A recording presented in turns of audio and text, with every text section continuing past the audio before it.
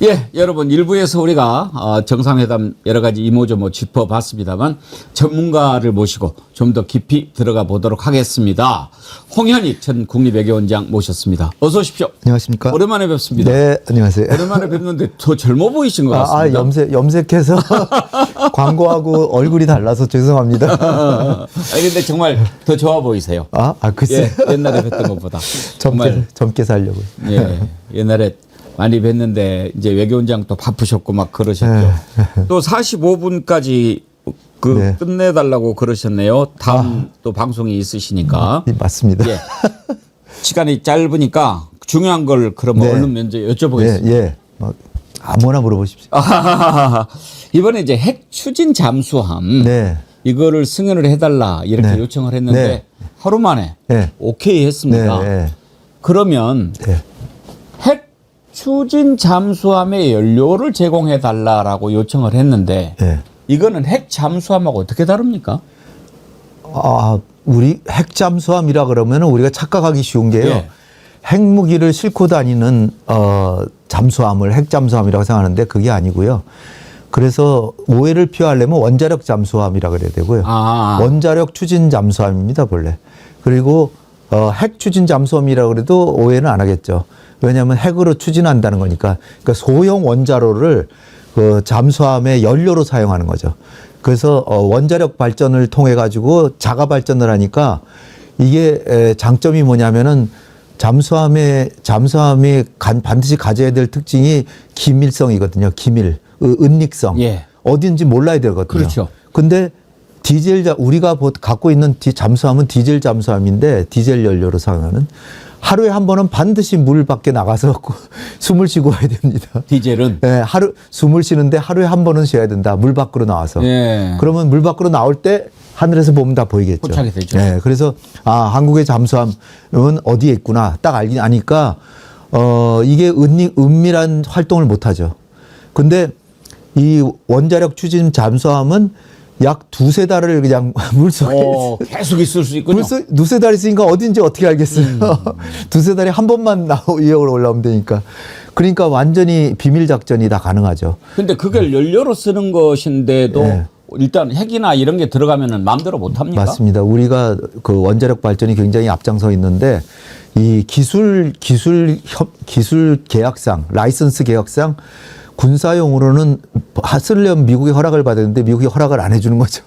그러니까 허락해 주십시오 하는 거예요, 지금. 그럼 이건 국제원자력기구하고 상관없이 미국이 왜 이렇게 키를 쥐고 있는 겁니까? 한미 원자력 협정과 다 관계 있는 겁니다. 그래서 지금 한미 원자력 협정은 위성락 실장이 두 번 정도 얘기를 했는데 이미 다 그 하추가 이 개정하기로 하는 그 협상을 시작하기로 합의가 됐는데 발표를 하려다가 이 지금 3,500억 달러 투자 때문에 다 보류가 돼 있는 그런 상태인데 그래서 요번에 이재명 대통령이 트럼프 대통령한테 한 말에 정확한 직접적인 멘트를 보면은 대통령께서 이미 승인하셨던 걸로 알고 있는데요. 우리가 핵원료를 사용해서 그 잠수함을 좀 운영했으면 좋겠습니다. 그 연료를 공급하도록 허락해 주십시오. 라고 얘기를 했습니다. 그러니까 이 원자력 협정 개정은 이미 상당히 일정 수준은 허용하기로 약속이 돼 있는 거죠. 근데 어느 수준인지는 아직 몰라요. 일본 정도가 되면 좋겠는데 일본은 어떤 정도냐면 재처리는 자기들 마음대로 하고 재처리요? 재처리는 원자로에서 핵 폐기물이 나오면 그거를 쓰레기가 되는데 방사능이 막 계속 나오는데 어마어마한 산업 쓰레기죠. 근데 그걸 재처리하면 분량도 10분의 1 정도로 줄어들고 보관도 쉽고 또 다시 쓸 수도 있습니다. 그렇기 때문에 재처리가 굉장히 산업에 유용한 건데 이거를 한미 원자력 협정 때문에 못하고 있었어요. 한미 원자력 협정과 노태우 대통령 때 우리가 선언했던 한반도 비핵화 선언. 북한은 완전히 깨버린. 그래서 요 두 가지 때문에 우리가 못하고 있었는데 요거를 하게 해달라는 것에 대한 협상을 시작하겠다는 거예요. 그런데 거기다가 이제 원자력 추진 잠수함까지 허용해달라. 그런데 이제 우리가 3,500달러를 동의해 주니까 트럼프 대통령이 그럼 하십시오 한 거죠. 혹시라도 이제 오해가 있을까봐 이재명 대통령도 트럼프한테 이야기를 하면서 만약에 허락을 해주시면은 우리가 여기에 재래식 무기를 싣고 다니면서 네. 이렇게 이제 표현을 했어요. 그렇죠. 그러니까 핵무기를 싣는 잠수함은 아니다라고 하는 건데 네. 혹시 네. 이게 이제 핵 추진 잠수함인데 이게 네. 지금 우리도 뭐 핵무장 해야 된다 막 이런 얘기들을 하지 않습니까? 일부에서. 네. 네. 그걸로 가는 어떤 첫걸음으로 볼 수도 있습니까? 그렇진 않죠. 전혀 다른 문제입니까? 그렇진 않은데 원자력 협정 개정에서 농축과 재처리를 하면 거기서 플루토늄이 나오죠. 예. 그러니까 그 플루토늄에 대해서는 정확하게 신고를 하고 미국한테 뭐 반납을 한다든지 아니면 그거를 특별 관리를 해가지고선 하여튼 그 사찰화에 둔다든지 해야 되는 거죠. 그러니까 플루토늄 추출은 안 하는 방식으로 파이로 프로세싱이라는 거를 미국이 허용을 했는데 그거는 연구만 허용했지 실제로 사용을 못하게 하고 그래서 결국은 재처리를 못하게 하는 거죠. 근데 재처리를 하면 거기서 플루토늄이 나오니까 그걸로 북한이 핵폭탄을 만든 거예요. 예. 또 다른 방식이 우라늄 농축인데 우라늄 농축은 95% 이상이 돼야 핵무기가 되거든요. 근데 우리가 일본한테 미국이 허용한 게 20%예요. 20%는 산업용으로 쓰는 거니까. 예. 근데 그 20%도 우리는 농축을 뭐 하도록 허용을 안 해주는 거죠. 그래서 지금 한미 간에 정확하게 어떻게 돼 있냐면 우라늄 농축에 대해서는 필요할 경우에 한미 간에 협의를 거쳐서 할 수 있다 이렇게 돼 있어요. 근데 협의를 안 해요. 협의를 안 하니까 못하는 거죠. 그럼 이번에 핵추진 잠수함 하면서 그 부분도 오케이가 됐습니까? 그게 먼저 오케이가 지금 아직 합의는 안 됐는데 예. 그거를 허용해 주는 방식으로 협상을 시작하기로는 약속이 이미 돼 있고 그러니까 그렇게 그 협상이 시작되는 거를 대통령이 허용하셨는 것 같은데 거기에다 하나 더 더해서 원자력 동력 잠수함을 우리가 하는 사업도 허용해 주십시오 한 겁니다. 이게 우리 해군은 한 15년 이상의 수건 사업이고 이것만 되면 우리가 삼면이 바다잖아요. 예. 삼면의 바다에서 지금보다 훨씬 강력한 해군을 될 수 있습니다. 그렇군요. 예. 지금 일부에서 계속 핵무장 하는데 핵무장론에 대해서 원장님은 어떤 입장이세요? 핵무장은 저도 뭐 미국이 반대 안 하고 국제사회가 반대 안 하면 당연히 핵무장을 해야죠. 북한이 우리 핵무기를 위협하고 있는데 당연히 해야 되는데 핵을 개발할 권리는 갖고 있습니다, 우리가. 근데 그걸 자제하는 거죠. 왜냐?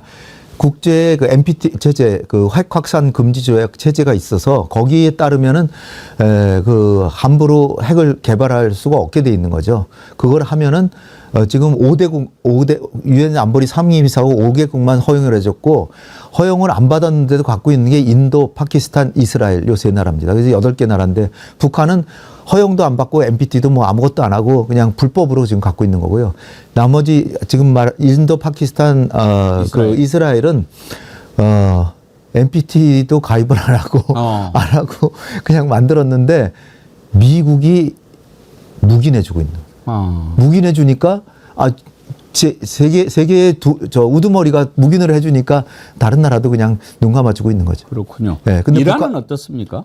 이란은 아직 핵 만들려면 멀었습니다. 그렇습니다. 네, 북한보다도 훨씬 뒤쳐져 있고 핵무기 한 개도 아직 못 만들고 있죠. 그런데 이대로 놔두면 몇 년 내로 이제 만들 수 있는 능력이 생기는 거죠. 그러니까요. 어차피 지금 북한도 사실상 핵 보유국으로 트럼프가 인정을 해줘 버렸지 않습니까? 사실상 인정이 아니라 그렇죠. 사실상 갖고 있는 거 아니냐, 보유하고 있는 거 아니냐. 근데 국제사회에서 실질적인 상황도 중요하지만 명분이 매우 중요해서 국제사회에서는 5개 나라만 우린 핵보유국이라고 떳떳이 얘기할 수 있고 인도, 파키스탄, 이스라엘도 자기네가 핵보유국이라고 뭐 말은 자기네가 해도 핵보유국의 그 반열에 올려주고 있진 않죠. 북한은 그거보다 한 단계 더 밑에. 예, 갖고 있는 거 하고 아닌 거하고는 차이가 크니까. 근데 이번에 이제 트럼프가 어떻게 해서든지 김정은을 좀 만나 보려고 예를 썼지 않습니까? 뭐 그래 너는 뭐 핵 사실상 갖고 있지 않아. 뭐 그리고 제재 뭐 이렇게 또 뭐 많이 풀긴 풀어야 되겠지. 뭐 이런 식으로 이야기하고 원한다면 나 일정을 바꿔서라도 더 있을 수 있어라고 했는데도 일단 어제 안 만나는 걸로 이게 정리가 됐지 않습니까? 먼저 원장님 보시기에 이번에는 없다라고 보십니까? 없을 것 같습니다. 없어요? 네, 없을 것 같습니다.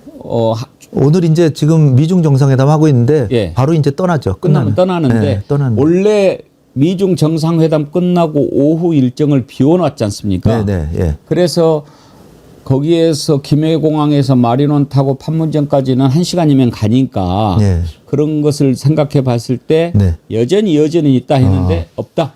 저는 그 애초에는 가능성이 충분하다고 봤죠. 가능성이 굉장히 있다 봤는데 그거는 이제 김정은이 그 천안문 광장에서 한 열병식에 가서 시진핑 푸틴하고 나란히 열병식 사찰하고 거기서 전략적 회담을 다 했고 각각 삼자가 만나서 한 게 아니라 각각 예. 시진핑 따로 만나고 푸틴 따로 만나서 이번에 트럼프 만날지도 모르는데 나는 이렇게 하는데 양해해달라 뭐 얘기를 했을 겁니다. 근데 아마 시진핑은 말렸을 수도 있어요. 만나지 말라 그러고 그 대신에 우리가 원조 좀 해줄게. 근데 그것이 지금 김정은이 안 나온 이유 중에 하나가 될 수 있습니다. 시진핑 입장에서는 지금 자기 미국하고 정면 대결하는데 너 우리 편인데 왜 걔네 저 미국하고 왜 사귀려고 그러냐. 그러지 말고 내가 저 먹을 거 줄 테니까 좀 조신하게 좀 기다려봐라. 우리 미국하고 사이가 좋아지면 그때나 한번 좀 생각해보자. 뭐 이런 식으로 얘기했을 가능성이 있고요. 그런데 이제 요번에 직접적으로 김정은이 사실 만나려고 저는 했다라고 보는데 왜 만나려고 했다고 보는 이유는 만나면은 제재를 완화할 수가 있거든요. 예. 제재를 완화하면 옛날 같으면은 일기 트럼프 정권 때는 트럼프가 다시 그 해제 줬다가 다시 부과하면 다시 부과가 되거든요. 중국이나 러시아가 그렇게 크게 반대를 안 했거든요, 제재. 근데 지금은 중국, 러시아가 제재를 반대하고 있기 때문에 만약에 완화나 해제해주면 다시 부과할 수가 없어요. 그러니까 김정은으로서는 요번에 트럼프를 잘 이렇게 설득하면 해제하면 그게 이제 돌이킬 수 없는 해제가 된다. 그러니까 한번 해볼 만하다라고 생각할 수 있고요. 안보리 제재 해제 같은 거. 그 다음에는 이제 한국하고는 계속 풀어주지 않고 한국은 이렇게 통미봉남 차원에서 묶어둘 수 있는 거고. 그 다음에 지금, 푸틴하고는 동맹을 맺었고 시진핑하고도 완전히 관계를 정상화했는데 미국하고도 정상화하면 이건 뭐 세계에서 완전히 사실상 핵보유국으로서 강대국 반열에 올라가는 거 아니냐 이렇게 생각할 수가 있는 거거든요. 그렇게 되면 일본의 다카이치도 트럼프까지 만났는데 나도 좀 만나자. 내가 좀 과거에 우리가 그 일제시대 식민지 시대 우리가 잘못한 거 그거 배상도 해줄 테니까 배상이라 그러죠. 배상을 해줄 테니까 너네 돈 생기면 좋잖아. 만나자. 또 납치자 문제 조금만 좀 도와주면 나도 좋고 너도 좋고. 그렇게 되면 김정은 얻을 게 많죠. 그렇게 해서 미국하고 좀 잘 사귀면 미국인들이 관광은 맘대로 해라.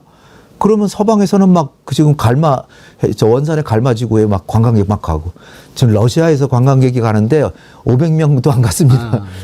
거의 어마어마하게 큰 단지를 해놨는데 썰렁해요. 김정은이 얼마나 수건 사업을 한 건데. 그래서 이번에 베이징에 가가지고 시진핑한테 관광객지 보내달라 그러는데 중국 사람들이 큰 관심이 없어요. 원산에. 그리고 가는 교통로가 별로 잘 발달돼 있지가 않아요. 그 원산 갈마지고 확 부흥시키는 방법 간단한 거 있는데. 네. 우리가 가야지. 우리가 가면은 그것만 대박 나죠. 그러니까 지금 단계적으로 해야 될 거 아니에요. 예. 한국하고는 적대국이라 그랬는데 당장에 관광객 좀 보내달라고 할 수가 있나요? 그러니까 분위기를 김정은은 체면을 중시하잖아요. 체면을 살리기 위해서는 미국하고 먼저 길을 터놓고 서방이나 유럽 국가들 그 관광객 또 오라 그러고 그러다 보면 우리도 이제 또 대화하자 그러고 우리도 관광객 보내고 할 거 아닙니까? 그러면 모르는 척하고 이제 받는 거죠. 알겠습니다. 일단 원장님 말씀을 들어보면 일단 남은 일정이 있지만 이제 이번에는 북미 정상회담은 없을 것 같고 그 배경은 아마 중국이 말렸을 것 같다. 또 있습니다. 예. 더 중요한 이유가 있어요. 요번에 김정은이 노린 거는 김정은이 스스로 얘기했지만 핵보유국을 인정해달라는 거거든요. 내 핵 포기하라고 하지 말라는 건데 다카이치하고 일본에서 정상회담 했잖아요. 정상회담하고 끝나자마자 다카이치가 뭐라고 얘기를 했냐면 트럼프 대통령도 북한의 완전한 비핵화를 추구한다라고 얘기했다. 그러니까 김정은이 딱 보기에 하노이의 악몽이 생각나는 거예요. 트럼프 대통령은 싱가포르에서 약속한 것도 하나도 안 지켰고 하노이에서도 내가 이거 당연히 사인하려고 생각했는데 사인도 안 하고 더 내놓으라 그랬고 이거 말과 행동이 다른 사람이다. 이게 지금 만나서 나한테는 뉴클리어 파워라고 해놓고 다카이치만 하니까 한반도의 완전한 비핵화, 북한의 완전한 비핵화를 추구한다 그랬거든요. 이게 아주 듣기 싫어하는 얘기죠. 그러니까 김정은으로서는 지금 안 만나도 트럼프 대통령이 노벨 평화상 받으려면 날 만나려고 그러니까 조만간에 내년 1월 말 이전에 또 만나자고 할 테니까 그때 만나기로 하고 지금은 시진핑의 만류도 있고 또 러시아도 내가 가야 되고 그리고 러시아하고의 관계나 중국과의 관계를 하는데 미국하고 지금 친하면 그들도 안 좋아하니까 그냥 몇 달 더 기다렸다가 하고 그때는 더 큰 걸 요구해 보자. 그렇게 생각하고 안 온 거라고 봅니다. 그러니까 제일 중요한 거는 한반도 비핵화에 대해서 트럼프의 말을 못 믿겠다는 거죠.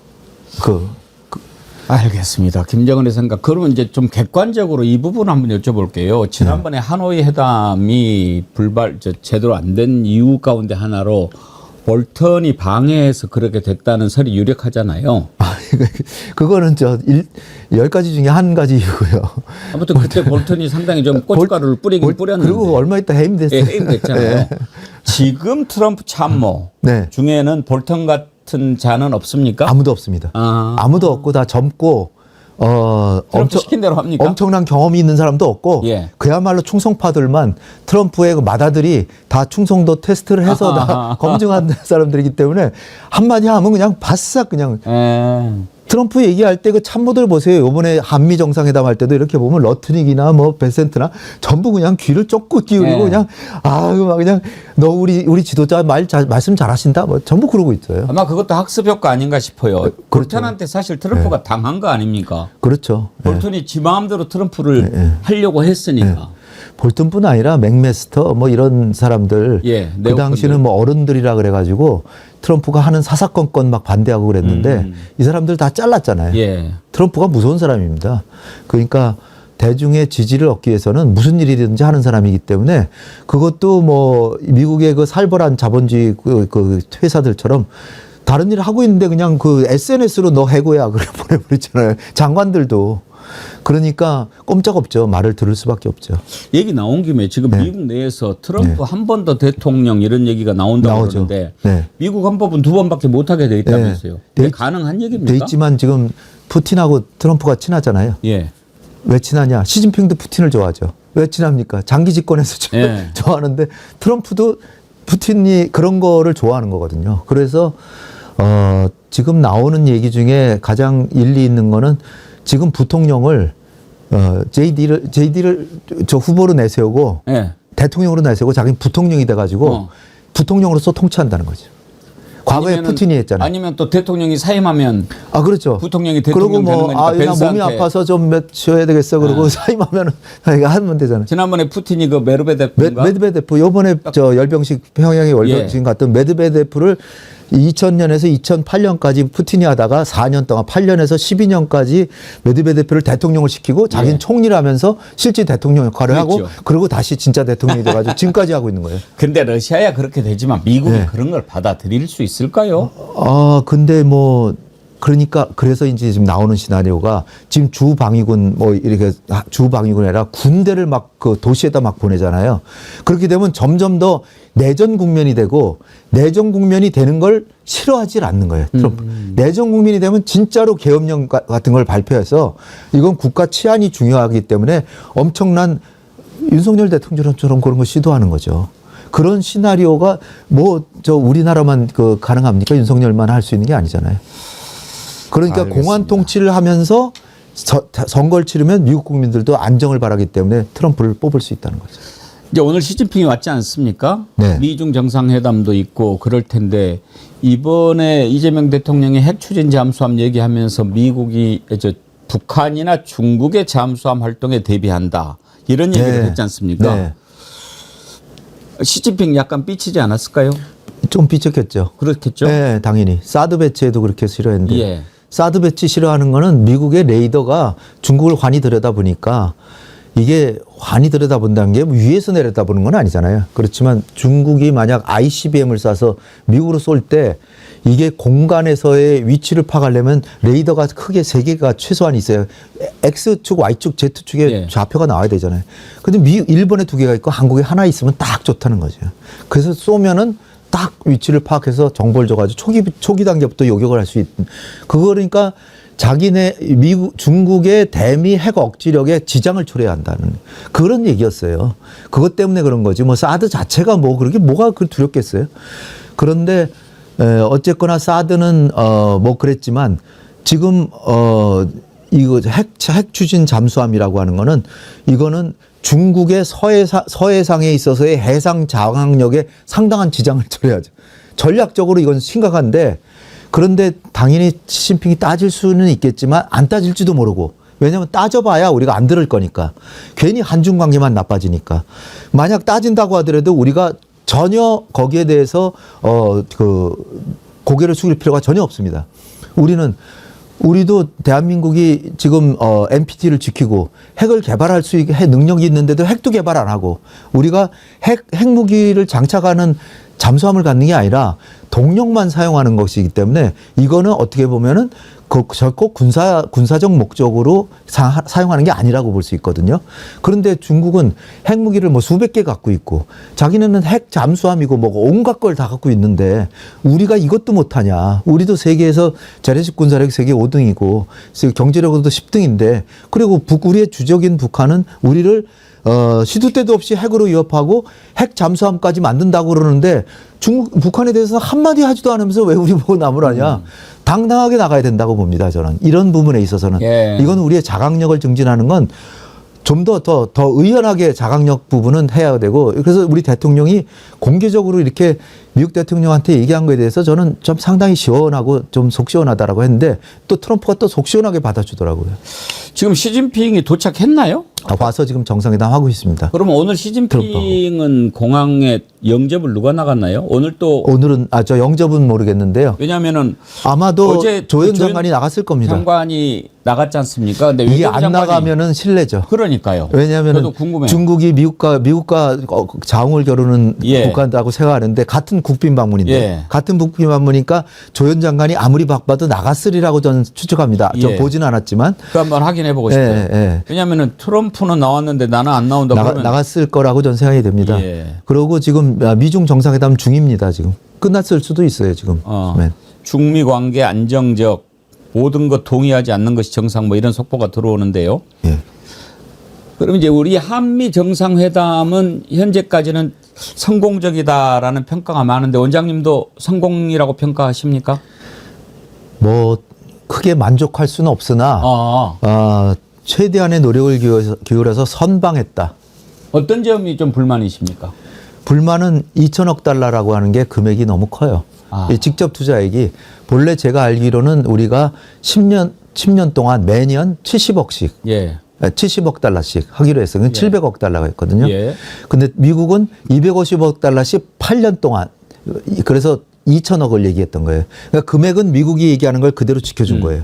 지켜주고 나머지 부수 조항들에 있어서 많은 양보를 미국이 했죠. 본래 미국의 입장에서 많이 후퇴해서 우리 입장을 되게 다 받았는데 뭐 이를테면은 뭐 이게 투자한 게 손해를 볼 때 원금 보전해 준다든지 예. 투자를 결정하는데 우리 자문관과 상의하고 협의체를 마련하고 한다든지 그다음에 이제 금액도 우리가 이제 그 10년 동안 한 거는 우리 본래 요구를 받아준 거고 근데 70억 달러인데 거의 200억 달러로 늘렸지만 어쨌든 250이 아니라 200으로 줄여줘서 200억 달러면은 우리 김영범 정책실장 말에 따르면 외환 시장의 안정을 기할 수 있다는 겁니다.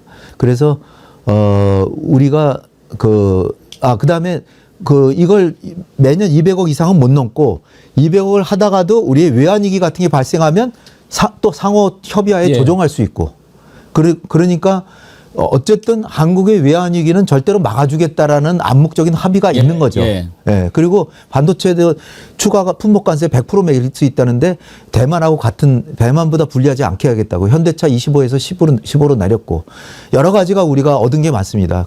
그래서 눈에 보이지 않는 이런 이 원자력 동력 잠수함이라든지 그다음에 과학기술 협력 이런 데서 아마 획기적으로 뭐 삼성이나 SK 하이닉스 같은 데는 아마 앞으로 많은 도움을 받을 겁니다. IT, AI 뭐 이런 거. 구체적인 조건에 있어서는 우리가 상당히 원하는 것을 관철시키긴 했지만 네. 큰 부분에서 토탈이 절대 액수 자체가 안 줄어들어. 조금 부담스럽다. 저는 더 그거 줄였으면 하는 바람이었죠. 그랬으면 좋겠습니다만 네, 또 트럼프가 그동안에 해왔던 것들이 뭐 3,500원 현찰로 당장 내라 막 이래가지고 맞습니다. 그게 이제 협상이지만 어떻게 보면 그래도 서로 어느 정도 오케이가 됐다면 서로 체면 세우고 예. 그리고 특히 트럼프 대통령 체면을 세워주고 실질적인 내용 면에서는 한국의 금융위기를 막았고 예.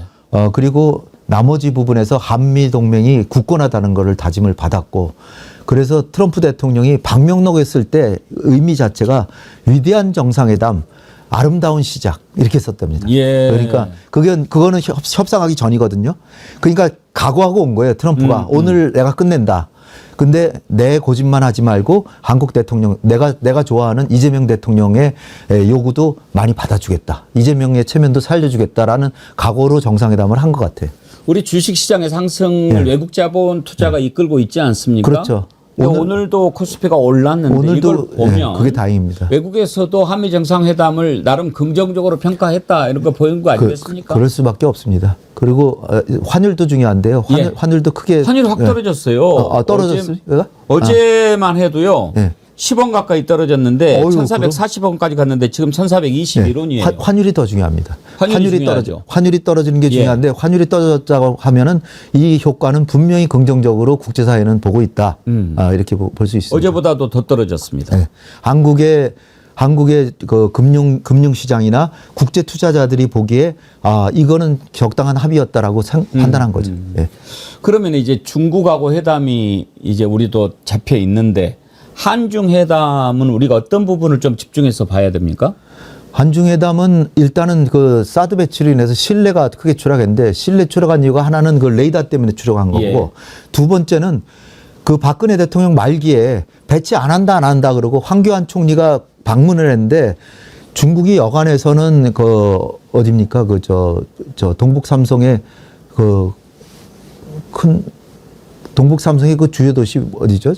빌림 저 국제 첩보전 하는데 하여튼 그 동북 삼성을 방문하게 해줬어요. 예. 여간에서는 한국의 주요 지도자가 동북 삼성에 못 가게 합니다. 거기는 북한의 영향력이 큰 곳이 선양, 심양. 예. 심양을 방문하게 해줬어요. 그 황교안 총리를. 그때 황교안 총리가 우린 사드 배치는 없습니다. 라고 중국의 고위 당국한테 다 얘기를 한 겁니다. 우리 총리가 가서. 그러고 나서 일주일 뒤에 사드 배치한다고 발표를 했어요. 그러니까 한국은 이건 못 믿을 존재다라고 해서 시진핑 주석은 뒤통수 맞은 격이 됐어요. 그래서 한국하고는 이제 좀 사이좋게 안 지낸다라고 각오하고 또 있던 차에 이제 사드를 직접 배치하니까 이건 뭐 안 되겠다 그래서 한한령을 사실상 반포한 거죠. 그래서 예. 그렇게 된 거기 때문에 신뢰를 다시 구축하는 게 매우 중요하고요. 한중 FTA 2단계 협상이 있어요. 금융이나 뭐 서비스업 이런 거. 이런 부분에 하면 우리한테 굉장히 유리하죠.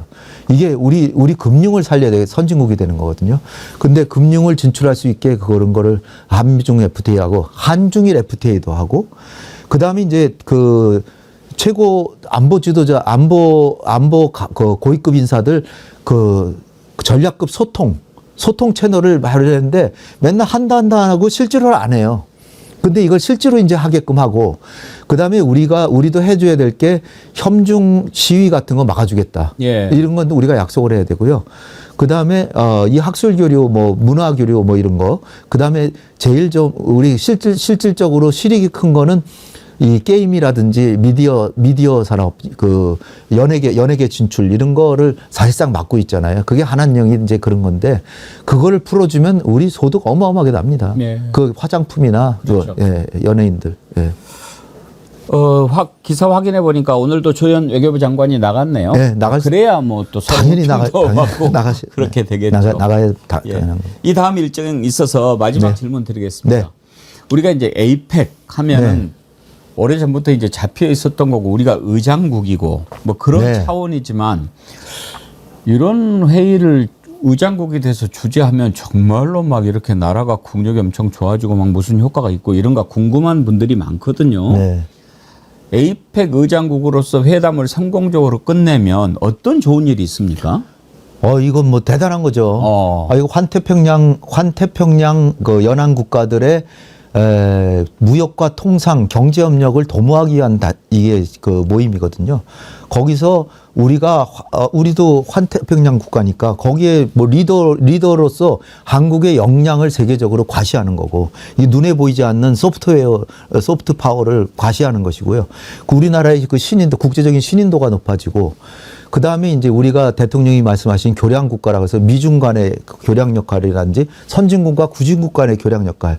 그러니까, 북쪽에 잘 사는 나라들과 남쪽에 좀 아직 저개발인 국가들, 우리는 저개발 국가에서 선진국으로 간 경험이 있기 때문에 그 교량 역할도 하고 그 글로벌 사우스라고 하는 나라들에 대해서 우리가 모범적으로 그들의 그 어떤 부러워하는 나라가 이제 선망의 대상이 되는 것이고요.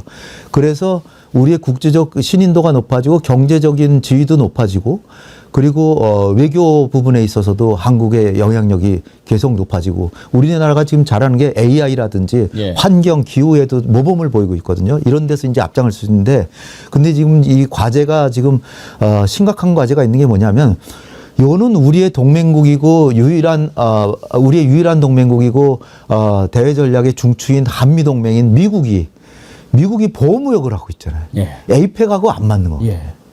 거꾸로 중국은 우리의 어떻게 보면 얘기하고. 중국은 오히려 자유무역 예. 주장하고 다국화 주장하고 이 다자주의 주장하잖아요. 그러니까 시진핑 주석이 오늘부터는 이제 막 주도할 거예요. 주도하는 상황이 되는데, 여기서 우리가 의장국으로서 경주 선언을 해야 되는데, 여기서 자유무역을 우린 속내는 자유무역을 그렇죠. 하고 싶죠. 그런데 자유무역이라는 걸 딱 못 박으면 미국을 또 비난하는 격이 되기 때문에 우리가 그 사이에서 정말 지혜를 발휘해서 아주 절충해서 양쪽이 만족할 수 있는 걸 내야 경주 선언이 나오는데, 만장일치가 안 되면은 선언이 못 나옵니다. 예. 그냥 의장 성명만 나오지.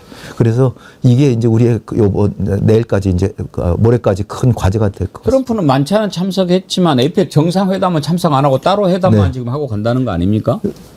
트럼프는 보호무역하고 관세 그렇게 매기는데 어느 나라가 그렇게 따뜻하게 환영하겠습니까? 그러니까 많은 나라 지도자인데 가고 싶지 않은 거죠. 참. 아니, 전 충분히 이해합니다. 그 심정은. 예. 그리고 어저께 그 오찬 때 연설하는 거 보세요. 40분 중에 35분을 자기 자랑과 미국 국내 내가 이렇게 잘 통치하고 있다는 얘기하고 자기 자랑, 그리고 내가 평화를 많이 주재했다, 뭐 이런 얘기를 하는데, 우리 지도자는 얘기가 전혀 다르잖아요. 우린 공동체, 환태평양 국가들이 다 같이 어떻게 잘 사냐. 우리가 과거에 이렇게 잘했는데 그걸 가지고 에이펙에도 이렇게 저기서 우린 모범국으로서 뭐 어떻게 하겠다. 국제사회를 해서 뭘 하겠다를 얘기하잖아요. 트럼프는 거의 국제사회에서 얘기한 거는 노벨상을 겨냥해서 평화 중재했다는 거 외에는 거의 없습니다. 경제 부분에는 할 얘기가 없는 거예요. 왜냐하면 미국의 이익만 챙기니까. 그런 상황이기 때문에 트럼프 대통령은 지금 그런 걸 분명히 깨달아야 될 게, 이렇게 가다 보면 소프트 파워가 미국이 붕괴하고, 예. 그거는 결국은 패권이 쇠퇴하는 것을 반증하고 있는 거거든요. 아니라 그래도 단기적으로는 패권 국가의 지위를 유지할지 모르지만 중장기적으로는 기울어 가는 겁니다. 그렇죠. 네, 그렇기 때문에 트럼프 대통령이 각성해야 된다고 저는 생각합니다. 예. 또 우리 역할도 이제 얼마 전에 타임인가 워싱턴 포스트 보니까 이재명 대통령 사진 딱 하고 브릿지 이렇게 써놨더라고요. 네, 네. 참 교량 과교 국가. 역할을 하려면 우리 지혜가 더 필요한 시점이죠. 맞습니다. 예. 오늘 아주 귀한 말씀 네. 감사합니다. 네. 종종 나와 주십시오. 예, 감사합니다. 감사합니다. 네, 예. 홍현익 전 국립외교원장님 모시고 여러분들이 궁금해하는 것 좀 깊이 있게 여쭤봤습니다.